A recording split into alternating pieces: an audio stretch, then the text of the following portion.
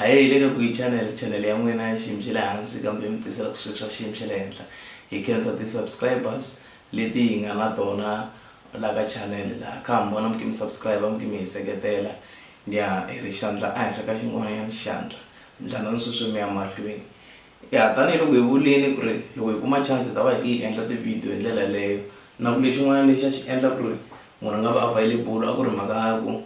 a ni vonekele hi phone so sweswiwani a hi loko se ni vuyini hi ta meka sure ku ri na uploada ti-video ene ma tikuma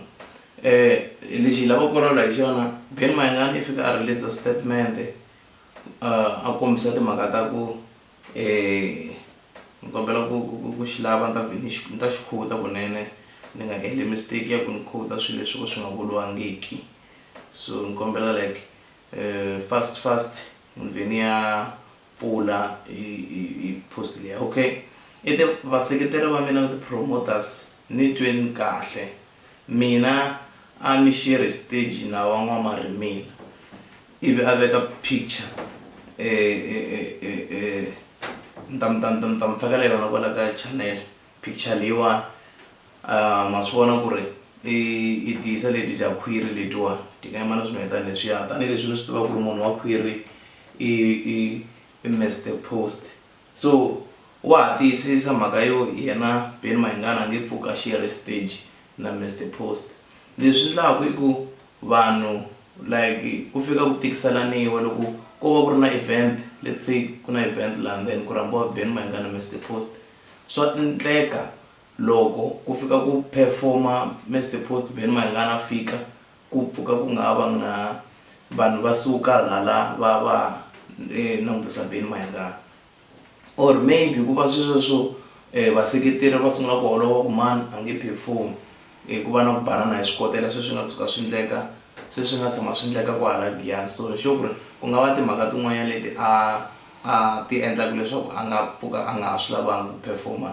kumbe ku share stage na Mr Post mara khombo ra kona hi mhaka ku loko ma languta tigigi ta Ben Mayengani ni tlhele 30 something tigigi leti a nga na tona so you can imagine ku ri sorry can you imagine like munhu a va na tigigi ta 30 something December leyiwani from the 1 up until the 31 so swi ri Mr Post i fana performa kwihi loko hi ya antisweni because laha Ben Mayengani ya ku kona a nga lavi ku va ku ri na Mr Post ene loko mo cheka mi ta swi vona ku impela laha a ya ku kona Ben Mayengani Mr Post va nga ri kona leswi vulaka ku Mr Post a nge le kumeni ka tigigi yi le ku heleli ntirho hikuva a nga rambiwi laha ku rambiwaka Mayengani so lexi ni twa ku like ku na ku tikiselaniwanyana a xikarhi loko hi sungula ku languta mhaka leyiwani mara a raise mi ta faka mavonelo ya n'wina mi vona ingaku i swilo swa kahle ku va Ben Mayengani ku a nge share stage na van'wamarimila na because mina leswi swi vulaka swo mhaka disturbana swi ti komba nga ri swona hi mhaka statement lexi ya vulaka swo Ben Mayengani ku ri van'wamarimile leswi vulaka i gang i swihlanginyana a nge perform a nge share stage na swihlanginyana so i mhaka leyo hi mi tiselaku yona swin'wanyana i papa Rhulani ya nga ha ri ku twaleni ni vone a poste ku a ri live ku performiwa I think 3 days before let me check yeah 3 days before then vanhu va sungula ku hlamala ku kasi ma ha ri kona kambe na swi vona ku na me a ni nga hlamaleni ri nexe and before sweswo a dlhine ku posta hi ti 12 laha a posta i gigi ya yena a ya gija lifestyle ka Malamulele so swi vula ku since the 12th ta December na ku fikela 3 days before la a ri performing I'm not sure ku hi le kwila swi papa Rhulani a nga ri ku performing why a ku nga uploadiwi leswi vulaka ku ri papa Rhulani i le kuweni i le kuweni hi ndlela yin'wanyana a nga ha ri ku bukiweni a nge le ku kumeni ka tigigi so hi swin'wanyana leswi hi fanele ku hi xi tekela nhlokweni ku laha manager ya kona va fanele va twisisa like ku planiwa ku endliwa yini leswi talaka ni nga tshama swi vula siku rin'wanyana ku ri mhaka leyo ku dyedeliwa mali ya tigigi loko se munhu a nga ha ri kumeni ka tigigi swi ya endlisa ku yini i mhaka leyi yi humelelaka. So can you imagine I survive njhani papa Rhulani swi ri u nwisiwa byala. So raise hi leswi a lava ku zama ku hi vulavulanyana hi swona la ka channel. Xin'wanyana i mahungu ma kahle swinene ku va Mthimbani na Khulbi va rivalelanini then still ku va na peace because ni vona va ri life va kha va nwa tibiya. So ni vona ku ri swilo swa kahle swinene. Mhaka leyi ya ti-beef leyi yo kahle loko yi va ka tinsimu because ya promoter ya phusha because yani vanhu hi lava ku landzelela hi twa ku famba yini ku endleka yini mara a yi lavi swi fika laha ka mavoko la ku banana hi mavoko. So swi fika swi ka swi nga ha vi kahle because munhu u hetelela a nga ha vi safe. Se loko ya perform ni fanele la ti-bodyguard what if ma hlangana nyimpi ya serious a swi laveki leswi. So but at least va rivalelanini